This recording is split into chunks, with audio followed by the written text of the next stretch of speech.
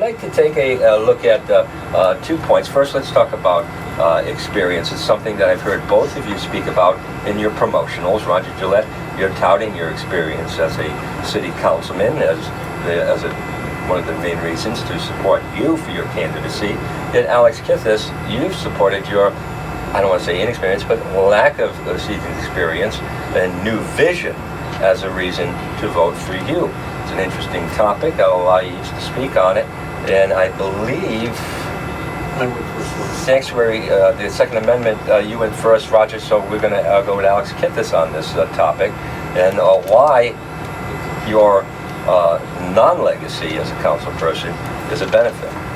So I have spent, since I was in 11th grade in high school, I have been an organizer on various community issues, whether that was in favor of education and continuing public education funding, not cutting programs, whether it was urban farming legislation, which I actually wrote the ordinance to legalize backyard chickens, and whether it was good government reforms on the state level or climate legislation on the state level.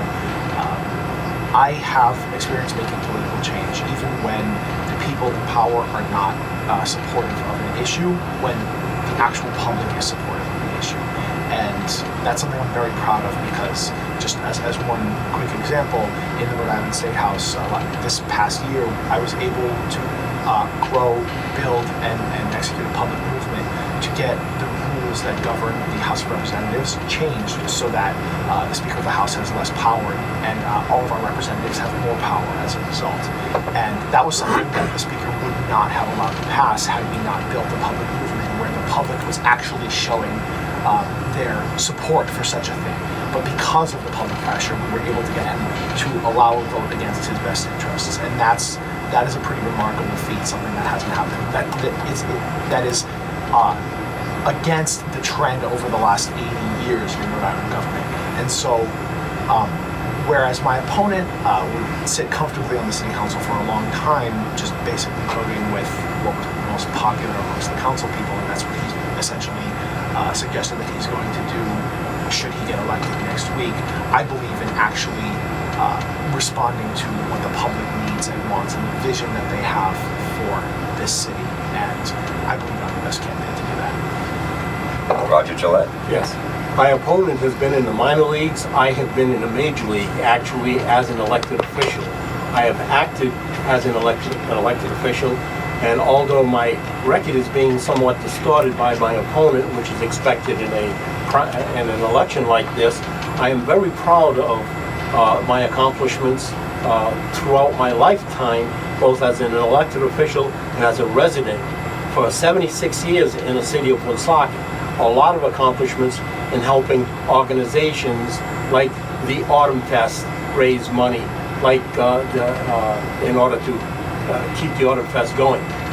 Like the Senior Center, when they needed money for 3 years, I was able to raise around $28,000. There was countless number of organizations that I have helped as a private individual and as a city councilman, constantly looking at the financial situations in the city of Woonsocket and actually trying to make things better.